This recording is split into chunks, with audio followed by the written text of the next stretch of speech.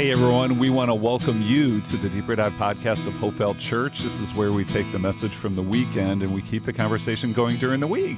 Right. I'm Dan Davis, Senior Pastor here at Hopevale Church. We are in the Great Lakes Bay region of mid-Michigan. That's Saginaw, Bay City, surrounding communities. And as often and almost always, I'm joined by my podcast co-host, Cathy Davis. Yep, you and me today. We are. Had a little break. Yes, we did, because last week was a holiday week. Holiday weekend, yes. Yeah, felt weird, like on Monday. Hey, so what'd you do that weekend? We did the staycation situation. We did. So okay, that was good. Couple big milestones from that weekend, right? It was your wedding anniversary. I was married. I've been married to this really great guy for 33 years, so we celebrated. 33 years. Yeah. Unbelievable. I feel like we've told a lot of people that. Really? Like the people listening are like, yeah, get over it. Like we told you already. Yeah, well, good. Well, I mean, because that was one thing, but really the highlight of the weekend was Top Gun Maverick, right? I mean, come on. That just like struck every boomer chord. I mean, it's hilarious, right? Because you were relaying to me conversation that you had with our adult daughter Bryn, who's like, "Should I go see the movie?" And I didn't see the first one, and it's like, it's not just did you see the first one? It's like, did you like grow up with the first one? I mean, it was so gigantic, right? Right. Such a cultural thing. So it was fun. It was fun to see on the big screen. And, right. I mean, first time since really lockdown-y stuff that we've been to a theater, right? Yes. Which we all know my love for movie theater popcorn. Oh, so. well, yes. Yeah, tubs, plural, were concerned. Okay. Yes. Yeah, but that was May. Yeah. And yesterday was June. And here we are, month of June, lot happening. Boy, right? There was a lot happening at church yesterday. Plus, I didn't recognize our worship pastor because they did the swap. Yeah. So Billy was. You recognize. I mean, I recognize him, but he looks a little different on the account of he's married now. He's married, yeah. Austin. Yeah, I really do. I mean, Austin mentioned that in Saginaw, but it is really cool that we're able to swap worship leaders. And again, heard great things from Billy too. You did? Yeah, I got a text with some pictures. And so just really good, great spirit. It was fun in Saginaw to meet some visiting missionaries as well and hear a little bit about their ministry. And then, of course, we had our annual business meeting. We talked about our statement of faith. We talked about this survey that's going out this week that talks about the future of the church and some ministry projects we're praying through and seeking congregational input. So really, I mean, my goodness, I know that like school's winding down, but things are heating up here in Saginaw. We also had the display and signups out in the lobby, more information about Summer FX and what Hopevale Kids is doing. And just love what Judy and Rob are doing there. So just great stuff, right? Yeah. Happening, yeah. Here's my 2 cents. Next time we do a business meeting, which how often do we do those? Once a year now? Yeah. Once a year. Could we bring in lunch or something on the account of it went really long? And like, who's like saying anything of value when you're that hungry? I mean, seriously. I think I got home at 2:30. Right. I think there used to be a Snickers commercial about that. So I should pack my own snacks. Yeah, maybe. That should be that should be my theory anyway. It is, right? For those who were there, those who weren't there, I think it's just good to have a forum to hear what's on people's hearts and interact, because there's a lot going on in this church. Right. And for those of you that don't come to the business meeting or just like, I would never go to something like that, the truth is when you're running something as large as Hopevale, someone's got to go into the detail. Someone's got to speak into all of that. And it's just kind of like the price of admission. I mean, those elders do it every other Tuesday night. The staff do it on the regular. I mean, there are a lot of people diving deep with a lot of detail to make the other things happen in our church. And I'm thankful for the people that are willing to put in that time and do that. And, we've recognized too, we've talked about this on the elder board before. I mean, there's some season of life kind of stuff that make it easier or harder to show up. Right? Yeah, right. After you pull your act together to even pull off going to church on Sunday and then staying after. So we recognize those dynamics. But again, grateful just for those who showed up, grateful for what's happening. And, we talked about our elder board and 3 elders coming off, 3 new coming on, all kind of good. And we also started a new series. Wait, no, I want to rewind just for a hot second because the survey went out yesterday. Yeah. So for those people who feel like, well, I might not be able to dive deep into those details, or I'm not on the elder board, but I want my voice to be heard. Like I am a part of this church. I want them to know what I'm thinking. That's what the survey's for. Exactly. So I feel like I got a push notification on my phone yesterday, which I love. I've got an email. I got an email from Pastor Dan. I got all the ways that I could get on, and I already did my survey. Super easy. It was really easy to do. So I would encourage people to weigh in. I know people got a lot going on. It's a busy time of year, but it is really super easy to do. It is. And it's, it's run by a outside Christian consulting firm that we're working with. So they're the ones looking at the answers. So everything you write down is anonymous, right? And they're going to then process the results, get back to us, and just talk about what we sense God is doing in our congregation. Right. And then this is a little hat tip, and this goes back to the beginning of 2020, but we had the congregation go through that life sign survey. Yeah. And we really, the firm we were working with there said, boy, Hopevale just had a really great participation rate on that, right? So again, want to make this easy as possible as well. And I don't know if this will hit anyone in our listening audience. If there is someone out there who isn't comfortable using technology, there is the option of doing that on paper, and you can reach out to the church office. Exactly. Yeah. So anyways, that was a good question. I can't wait to see the response on that. I think I read Pastor Nate's email to Bay City yesterday, and he said they're shooting for 100%. Like, they don't play around over there. Like, they're like not even like 98%. They're like, no, we need 100% participation, because we are a community of grace and truth. So if you want to add your voice to the mix, God is speaking through that too. So we need to hear from everybody. So jump in, super easy. Yeah.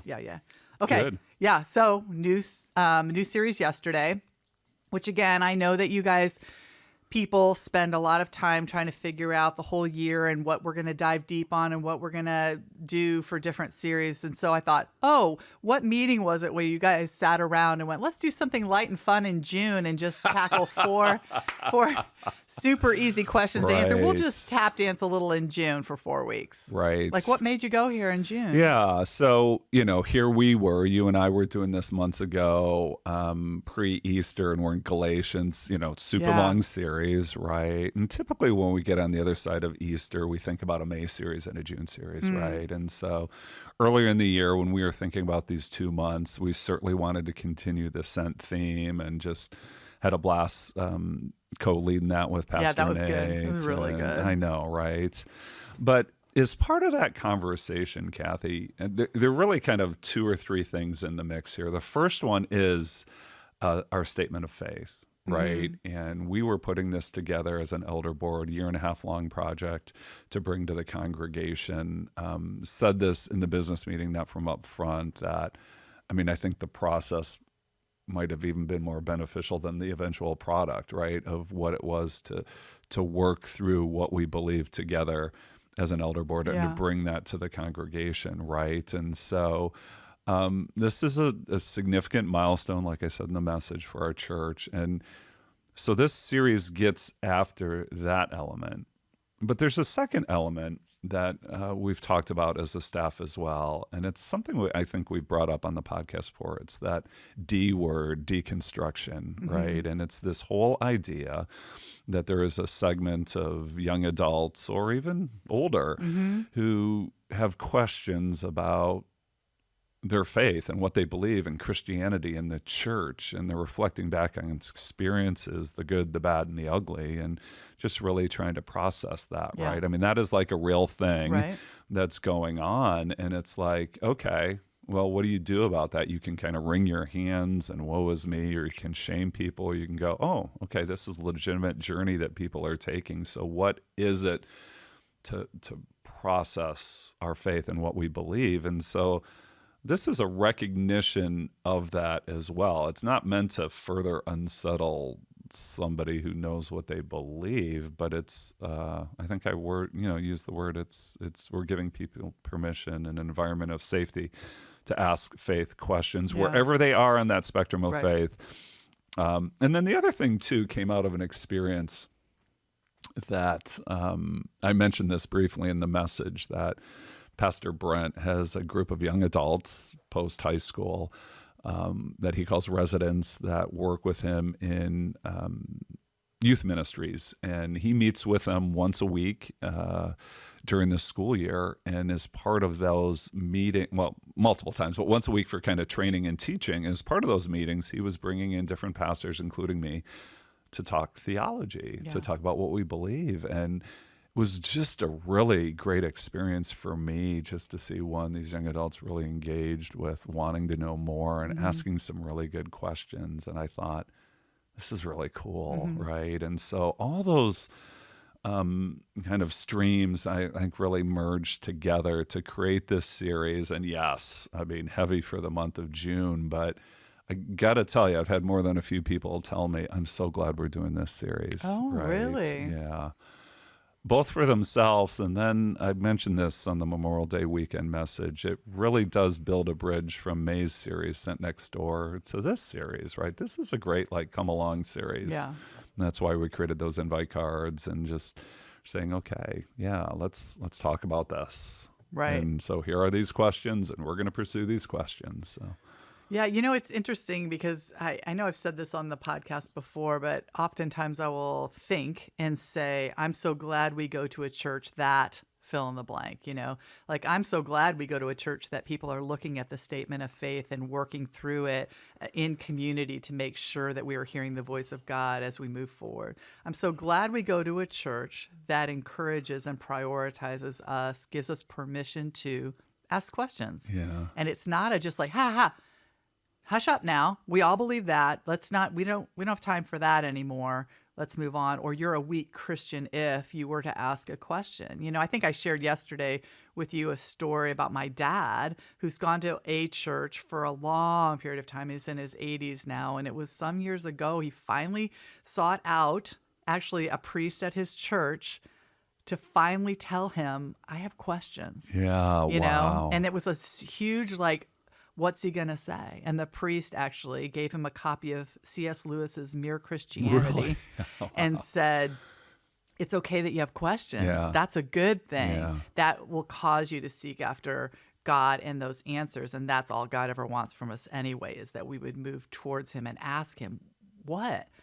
Show me who you are. So I think people grew up with that, right? You're not allowed to ask questions, like the examples you gave, or you got shamed when you did before. Right. And so to say we're allowed to ask these questions, and this could lead us into a deeper walk with Jesus as we ask them, chew them up in community, and see how God shows up in that. That's a good thing.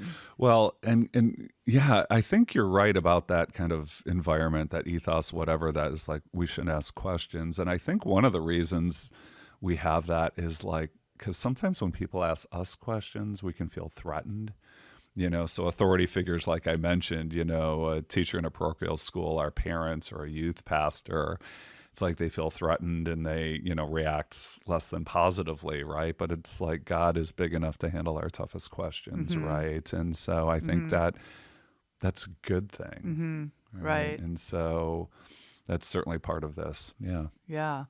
So, how'd you decide on the specific 4 questions? Because I feel like there's a lot of questions. How'd you decide on these 4? Right? Plus, I already know the answers. Yes, yes, yes, Easter. That's all I know. You picked that up. You were paying attention. Good. One of the things, right, in light of the Uvalde school shootings, we could have talked about the problem of evil, or why do good things happen to bad people? Bad things happen to good people. Well, the other one too, right?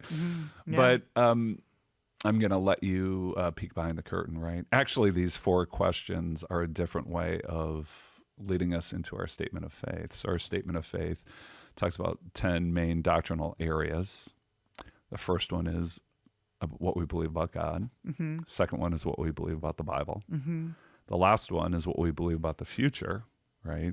So do heaven and hell really exist, right? But at the cornerstone of it all, right, the heart that bleeds into every part of our statement of faith is to talk about Jesus, right? So we have a statement about who Jesus is, and we have a statement about the nature of salvation, right? And so when we talk about these 4 questions, is God real? Can the Bible be trusted? Do heaven and hell really exist? And why is Jesus the only way? We're getting at our statement of faith through questions, while at the same time bringing things up that would be questions that I know I've heard through the years as a pastor. Right? So, yeah. And again, it's not meant, and we talk about that, right? It's not meant to be comprehensive or fully exhaustive, but it gets us down that road, right? And to talk about some big rocks when it comes to faith and what we believe. Right. So just as a quick aside, I know I was at the business meeting yesterday and I got a copy of the Statement of Faith. Yeah. But if someone wasn't there and wanted to see that, it's not just for it's not an undercover lock and key kind of thing, right? Where is it? Yeah, not at all. So we sent it out back in March when we first put it out for discussion. Members would have received it again. And if not, non-members are listening and they want to see it, they can reach out to the church and we can get you a copy. But then B, if it indeed is approved, it'll go up on our website and become part of our regular materials. We just didn't want to be presumptuous and put it on the website before it went through the steps of official approval. So and just as a change of another thing, the reason that the elders spent so long going over this Statement of Faith was to make it more accessible for everybody, right? It's that we want to all engage in it. It's not just for the hoity-toity spiritual that know all the fancy language. Like, you really want us to understand what we believe as a church God has taught us about himself and the Bible and the future and Jesus. So right? And we talked a lot about how do you make something more accessible without watering it down, right? Yeah. Or let alone changing, because it's not really, changing in any kind of radical way, but to make it accessible. And again, the two terms I keep saying, for the purpose of doctrinal unity and intentional discipleship. So people who become members, right? People who join our staff say, we agree with the Statement of Faith, right? But it's the second component, Cathy, that I'm really excited about, is this intentional discipleship. So I'm picturing groups, I'm picturing one-on-one mentoring or discipleship relationships where people are going through this, because with each Statement of Faith, there are anywhere from like 8 to 12 accompanying scriptural passages, right? And it would just make a great, Bible study. And then I think what happens too is, like, once you talk through that, then you start going down, I won't even call it rabbit trails, like further paths of, well, what about this? And what about this? And I think that's how we grow. Right. So there, again, the mental, intellectual side, but then the heart, emotional side and spiritual side, right? Yeah, it's interesting because when I read anything, whether it's a book or like the Statement of Faith, and there's like this list of like 10 Bible verses afterwards, like I'm like blah blah blah blah blah. I know. And then I'm like, they must know what they're talking about. They just threw those in there. But what would happen if I actually sat down, because I was with a group of women recently where someone had actually looked up I'm like, oh, sweet mother, I guess that's what we're supposed to do. Like, we can actually look up the verses our own selves, and God can speak to us through his word in those. And so they actually are helpful. So they are, right? And I think, we've talked about this on this podcast. It's amazing how you can read the same passage that you read 3 years ago, but it hits you different place where you are in your walk with the Lord and what's going on in your life. So that's what's really cool. And I would say this too. I don't think I said it yesterday in church or at the business meeting, but it's like, let's just be clear, right? The goal of a Statement of Faith is not to be overly creative and original, right? Right. Rooted in the Bible, respectful of our heritage. Yes. Right. So that's really what we're trying to do. Right. And what we're trying to do also is to grow. Like, I'm going to segue now into kind of what you talked about a little bit yesterday in your actual message. You were talking about knowing beliefs in your head versus knowing beliefs in your heart. And I think the quote is, possessing real faith, so much more than just parroting right answers. So again, head knowledge, not bad. Like, being able to say a right answer, not bad. Like, parroting seems like, but just unpack that one for me a little. Yeah. I that's really, I think, what came alive for me, right? And I used two examples. One was from my own experience growing up and going through childhood confirmation class, and the church that I was in, I believe it was 8th or 9th grade is when we did that. It was a year-long class, and then at the end you took a test. Yeah. And if you passed the test, you were confirmed, right? Yeah. And it's like, I I knew the answers, right? I was used to taking tests, but I don't think my heart was there, right? And then, of course, the example of Jesus' multiple interactions with the Pharisees, right? And when Jesus quotes from the Old Testament, right? These people honor me with their lips, but their hearts are far from me, right? It's just like, wow. Yeah. Yeah. So, yeah, I'm so glad you said this. Like, head knowledge isn't wrong, but head knowledge isn't enough. Maybe some of us grew up in a church environment where we got rewarded for Bible memorization, or we did drills and, memorize these verses and you get candy or something like that. And again, not a bad thing, right? But it can't stop there. Right. Right. And knowing all the answers is not a measurement of our walk with the Lord, and having a relationship with him, which is where all this needs to go.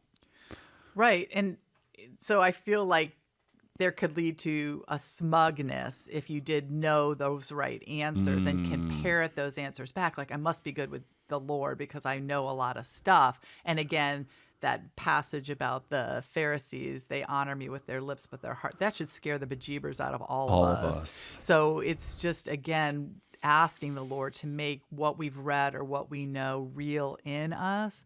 But I mean, how do you go from a head to a heart? So you think about parents who are teaching their kids Bible passages, or Bible study leaders, or all the things, or Jody and her whole team, and what Brent and what we're trying to do, and you, and we're teaching all the Bible. But how do you make it? You can't make it go from someone's head to their heart. Like, how does it go from head to heart? Yeah. So I made this statement in the message yesterday that our faith grows when we put it to the test.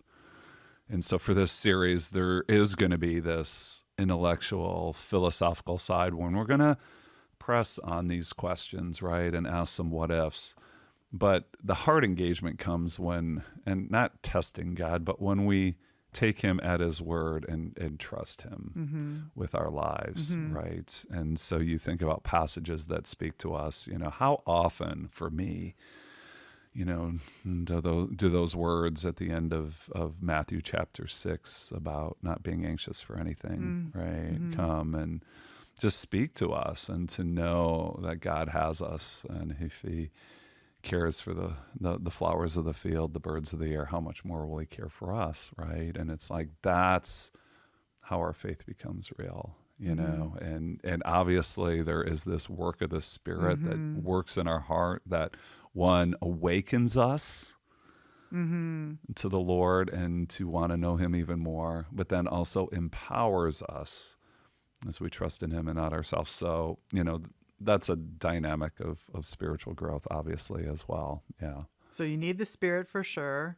And we need to try to actually act on the head knowledge that we have. Yes. Like that's an example that I had even from last week when I was remembering the passage about be anxious for nothing, but in everything with thanksgiving, let your requests be made known to God. Yes. And the peace of God. So I was like, okay, so what does that mean? God tells me not to be anxious, but I can be thankful and I can pray about. And so it's actually doing the thing that the verse says. Yeah. So I was thinking about this because another example would be our belief that our head knowledge is God provides for me. God gives me everything I need financially. He's going to give me the skills, whatever. He's going to give it to me. And I believe he owns it all. And he's only given it to me to steward. But if I don't actually take action on that and say this, give some of my money away, maybe, to say he is going to provide for me, taking action on that, how does that ever become more than just right? Is it really a belief? No, I just memorized a thing. Exactly.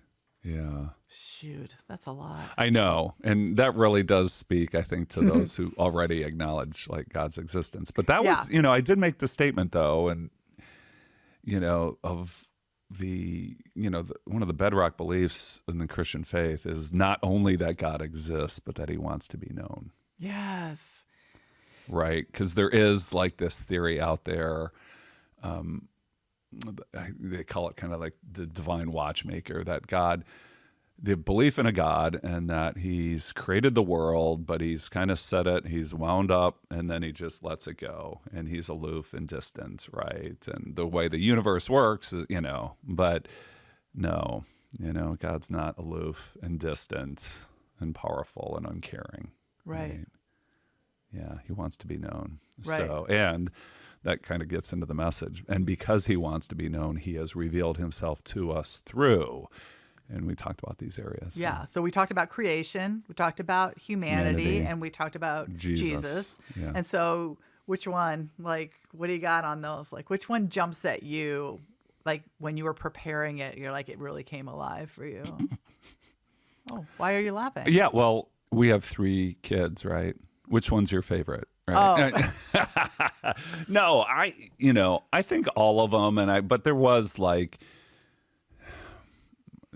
a intentionality with that sequencing, right? So in the beginning, God, and we read through Genesis 1, Genesis 2, that there are these first 5 days of creation where everything leads up to the crowning day, right? And after the first 5 days, God looks at what he's created and says it was good. And the 6th day, he creates mankind, humanity, and says it was very good, right? And then all leading up to Jesus, and I love that passage that I shared yesterday in Hebrews. It's like God spoke to us in the past. He did, and that was powerful, and that was amazing. But now he's revealed himself fully to us through Jesus, and just so good, right? And so if you want to know what God is like, look at Jesus, right? Look at Jesus. And so I think all that's good. Now, to answer your question, and it's like, how do you pick one of those other than Jesus? I think the humanity one and who we are as people, I think, is the one that I'm kind of living in these days, right?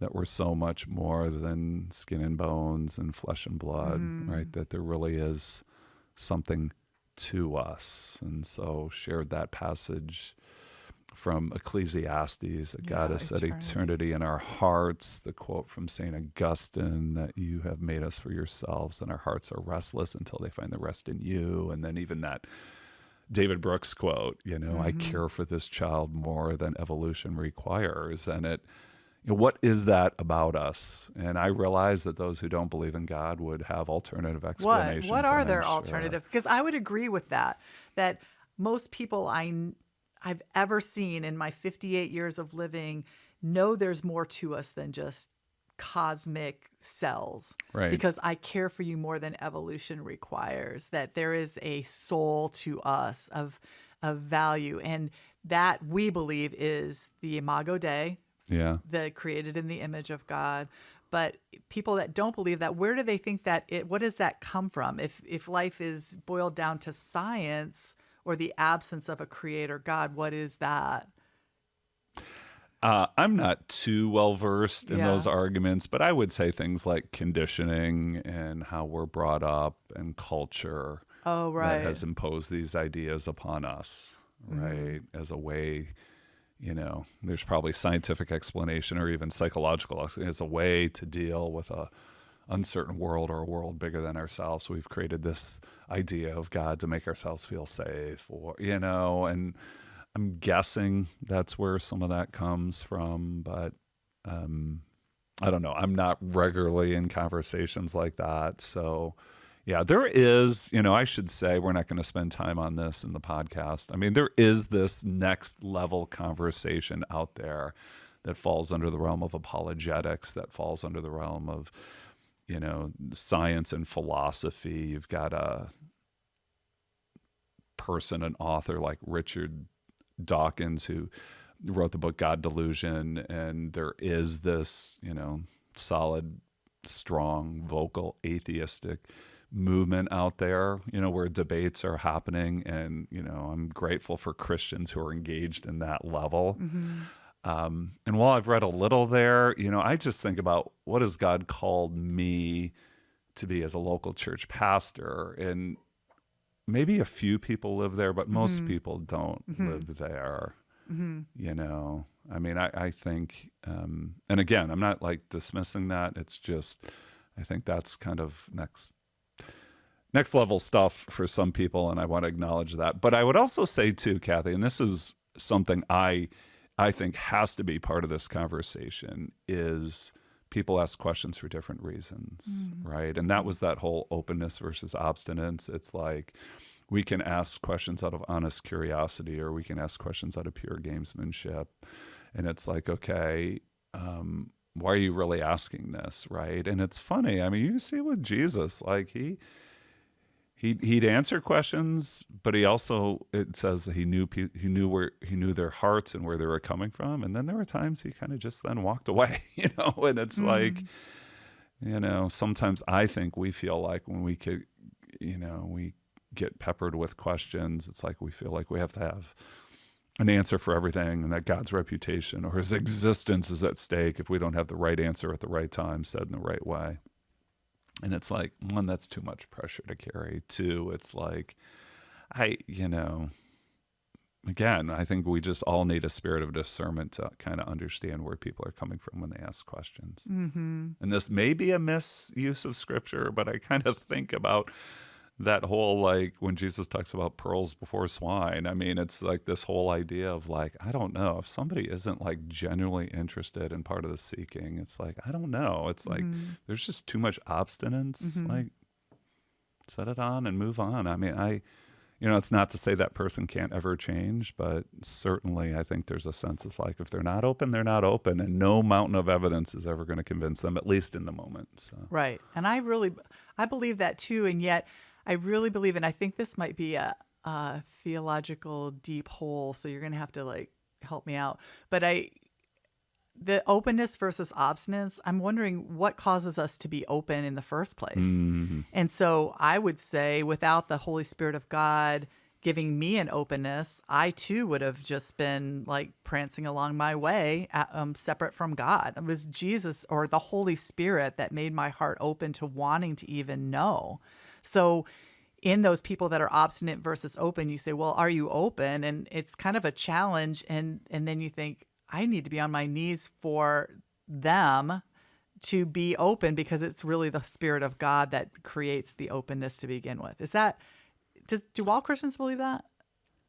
I mean, yeah. Yeah. Yeah, but I think we have a limited perspective to discern that or not, right? Oh, sure. We don't know. Yeah. Oh, sure. Yeah. And, I talked about God trying to get our attention, and I'm going to butcher kind of this C.S. Lewis quote, but he talks about,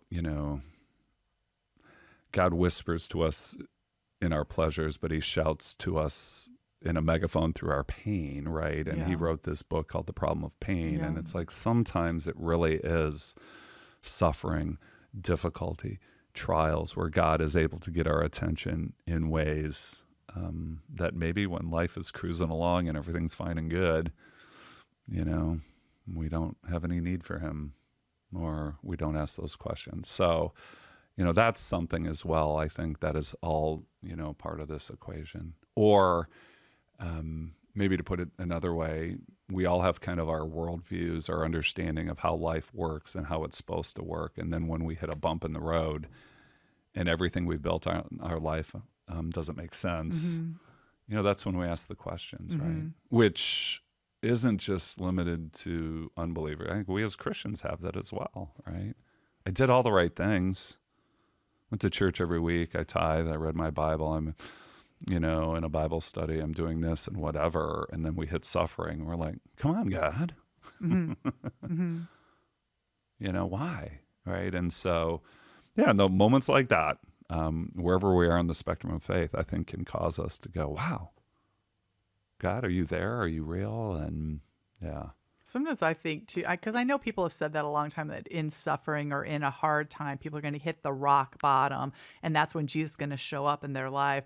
But I've always thought too that Augustine quote about the hole in our heart that can only be filled by God, that a lot of us reference, can be experienced on the mountaintops too. Yeah. So it's like definitely. You've worked and you've achieved all this world has to offer. You've got it all. And even if your life is super easy and you've got all the material wealth or all the ease or whatever, in that moment, you're like, this is it. This is not filling that hole in my heart. And so because that hole, we believe as Christians, God created us to be in relationship with him. And if we're not, always going to be a hole, always scrambling to fill it. Right? So I have this disordinate love for the Book of Ecclesiastes. We did a series on that a few years ago, and it really is about that very thing, right? Where Solomon is just talking about, I had this, and it was all meaningless. I had this, it was all meaningless. I had knowledge, I had wealth, I had power, I had fame, I had prestige, I had plenty of wives and I mean, you name it, and it all kind of left him feeling very disillusioned in life. So yes, definitely. I remember this is like years ago, but it's, I heard someone say, I spent my whole life climbing the ladder of success only to realize it was leaning against the wrong wall. It's like, you told me this would meet the needs, my deepest needs and my longing, that if I had this level of success, this amount of wealth, this house, this car, whatever, right, it would all come together. And it's like, no, I'm still restless, which really is actually kind of the journey of St. Augustine and his kind of pursuit of pleasure in life. And so that's why that's so powerful. Yeah. So you left us with the two perspectives for people who believe and then people who are yet to believe or don't believe, and kind of gave us some messages about that. I love the message to those of us that already say, yes, we believe there is a God. We believe that there is a triune God that we follow, but it's the verse that you said, God, I believe, help my unbelief. Help me overcome my unbelief. Yeah. And so the idea that God is bigger than what we already think, that we can pursue him more still, that our minds can come to know more of him and hearts can come to know more of him, right? So, That's the challenge. I want to talk about this one for a bit, Cathy, because it's like, realistically, the people who were sitting in Saginaw, sitting in Bay City, watching online, I'm going to guess, I don't know everyone's story, but I'm going to guess the vast majority of people fall into that category. Right. They believe he's out there. They might not know, may be able to figure him out or know how to get to him, but they believe he exists. Yeah. And so I think that passage is both about the head and the heart, right? And it really is this, our faith grows when we put it to the test, right? And it's like, is this dad going to say, yeah, Jesus, I do believe, right? And I think that grows our faith. It kind of grows our capacity. And one of the things I thought about too is we think about God God's not only real, he wants to be known, and I thought about human relationships. I thought about us. And I thought sometimes questions are ways we get to know each other better. I mean, so we just celebrated 33 years. And just the other day, we had a really good conversation, and we asked some questions I don't think we had the guts and the gumption to ask each other 10 years ago, right? Because there's a level of trust and intimacy and transparency and vulnerability that comes when a relationship grows, right? And I just thought about that, right? And it's like, yeah, and that's how you get there. That and you can't get there in one leap from A to Z. It's A to B to C, to, right? And so, I think that's really it. And God is not asking us to be someone we're not. He's not asking us to compare ourselves, which is just always a killer. The Christian faith. He's just saying, this is what I have for you in the moment, right? Tangent but not tangent related to this, right? Like ever since we announced our news in February, I've had a lot of people in church talk about their own kind of parallel leaps of faith and fork in the road, right? And these times of maybe making a career change, a location change, and different things like that, right? Where you are settled, you're comfortable, and you're like, I think God is leading us here, right? And that's like the very thing we're talking about, right? And it's when we take that step of faith and God shows himself to be faithful, probably not in the way and in the timing that we exactly are hoping for, but we experience that, and hopefully, I believe, help me overcome my unbelief. It's one more step of overcoming those parts of our unbelief and drawing us even closer to the Lord. So, this is where head and heart like totally collide. Right. I feel like there's just so much there. I feel like, though, we're leaving people today with, we didn't prove that there was a God. Like, we didn't say and 1 + 1 = 2, so you can tell your friend or tell your kids or tell whomever, this is the formula, and now you'll know their God. Which is, look at the mountains. So here's what I would say, right? That, I mean, that was kind of the point I was trying to make, right? Between, proving God and the whole openness versus obstinance. I would say this, right? There's some great resources out there. There's a Christian author named Lee Strobel who has written a lot of different books. I mean, I think his first and biggest was like Case for Christ, and talked about Jesus on this level. But he also wrote a book called Case for the Creator, right? And I think it would be a great book for someone to share and to talk about these things.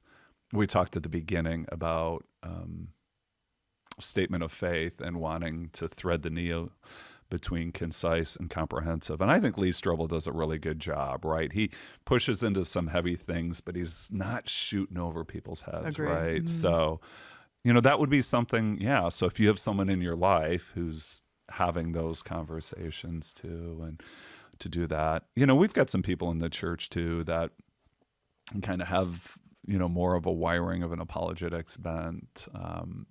We got a guy who's coming back on the older board, Kyle Taylor. I know that this is kind of his thing, and he taught a class last year that kind of pursued more on the whole apologetics idea. And so, and there are others, right? He's the first one that came to mind, but that's the whole idea as well. And if you reached out and you said to us and said, I've got this person, I've got this family member who's really asking these questions, I don't know what to say, we can help resource you, What I would say, again, is being present, not being intimidated by the questions, not feeling threatened, creating an environment where a conversation can take place. Like, that's like half the battle, right? Yeah. I mean, it really is. And if it's you, if you're the person that's going about your days and you're thinking, sometimes I don't even know if any of this is real, this whole God thing that I've built my life upon, today it doesn't, I don't know, maybe I am deluded. Maybe it's not real at all. Maybe there is no God. This is all meaningless, as they said in Ecclesiastes.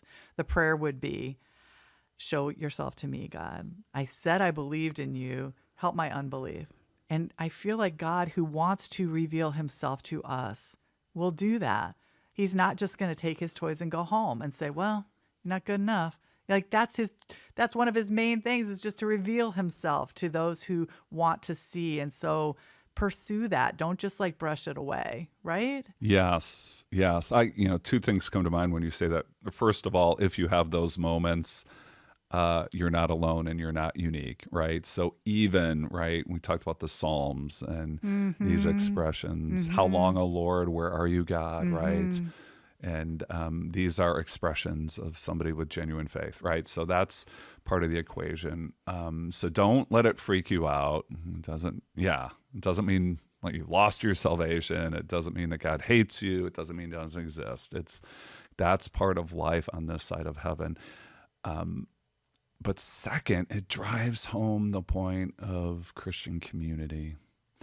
Drives home the point of one another's. It drives home the point of, let us encourage one another, right? Do not forsake the assembly, right? And it's like, we can go down this tangent of virtual church versus in-person church. All I'm saying is, to grow in your faith, you need to be connected with other believers in Christ, right? You really do. I think sometimes that just helps keep our head on straight and our hearts in the right place, right? Yeah. It's what we talked, Galatians 6 talks about bearing each other's burdens. I mean, I think that's all part of it, right? So I think those parts are really important as well, too. Yeah. And if we're on the receiving end of that, of somebody who's trying to process that, is not to freak out, not to panic as well, right? And or to shame or condemn. So, yeah. Wow. I know. So we got 3 more weeks going. We do, and I'm really pleased to be able to tag team this with Pastor Brent. He's taught before. He's one of the guys on our quote unquote teaching bench, and what I was really encouraged and why I wanted to do this with Brent goes back to that very idea of what he's doing with our youth ministries, what he's doing with youth ministry residents. And then he's also involved in, during this school year, there's a college group that meets on Thursday nights. And just, they're not afraid to push into stuff, right? I mean, we've always said this about Hopevale. Love that we're a multi-generational church, all ages, all stages of life. And so next week, about the reliability of the Bible. And again, Hopevale, statement number 2 on our statement of faith, the importance of Scripture. And it is a way that God has revealed himself to us. I love what somebody said once, our doctrine and what we believe, they're signposts and guardrails, right? They're not the thing itself, right? God, he's the thing, right? He's the one who wants to be known, right? In a relational way, not just in an intellectual way. But what we believe in these statements lead us down that path and point us in the direction. So whether it's statement of faith derived from the Bible or talking about the Bible itself, it's really important to understand that. So yeah, it's going to be great. Yeah. We're looking forward to this. That's week 2, and then we'll just see where it goes from there. Yeah. And so in context of Sent Next Door, don't hesitate to send a link to your friend. Invite them to church with you, to come in community and sit with you and see. But if they're far away or you feel like it's more accessible to them, to send them the link, just tell me what you think about this. Let's meet for coffee and talk about it. It's just a great thing that we have opportunity to do. It's so true. Cathy, it's such a wild time. Again, we're coming out of the pandemic. We've got people coming to Hopevale that we've never seen before. We've got people who have engaged with our church first digitally and now are coming in person. We've got others who, are again being invited by friends. It's really a fascinating time. And I love that we're just able to pursue Jesus and faith in him like this in a way that I think is appealing and inviting. Amen and amen. Good. Can't wait. Yeah, so glad we did this. And once again, we want to thank you for joining us and invite you to join us again next time when we take a deeper dive. Thank you for watching the Deeper Dive video podcast. To check out our full library, make sure to subscribe by clicking the button below. Also, make sure to select the bell icon in order to be notified of any new content as it is posted. If you would like to give to the Lord here at Hopevale and support the ministry, you can give by visiting hopevale.org/give. Thank you again for joining us today. We look forward to seeing you and your family at Hopevale Church.